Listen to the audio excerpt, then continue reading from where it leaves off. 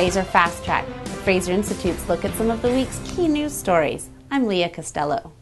Canadians were spared a federal election last week when the NDP agreed to support the Conservative government's proposed reforms to employment insurance. These reforms included improving benefits for long-term employees in an effort to soften the impact of job losses in the industrial and resource industries due to the economic downturn.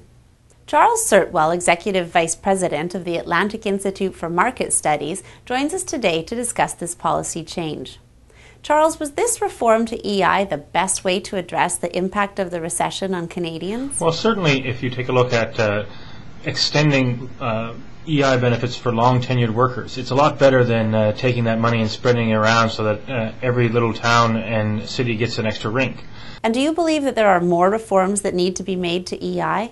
Well, see, that's the challenge for those of us who have been watching EI for quite some time. This really, from the perspective of the government, was literally a golden opportunity in which to actually make some substantive changes to the program and not just tinker around with it under pressure in the public sphere around some of the perverse incentives that are still there that actually have taxpayers paying people to stay in jobs where they're seasonal, where they're low wage, and essentially trap generation after generation in those same types of positions.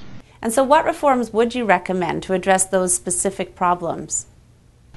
Well, there's a couple of easy things that we could have done in this piece of legislation sort of as a trade-off exercise. You know, we've already created an arm's-length agency to review premiums for employment insurance. We could have easily said, as part of this transition, we were going to give them not only the authority for premiums, but also the authority to set benefits.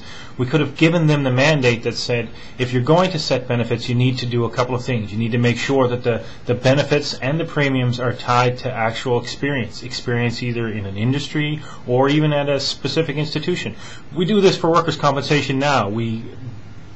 Institutions where they have poor experience, where they're constantly a drain, shall we say, on the system, or I suppose a more positive way to phrase it is where they actually use the systems to support their operations, they tend to pay a higher premium.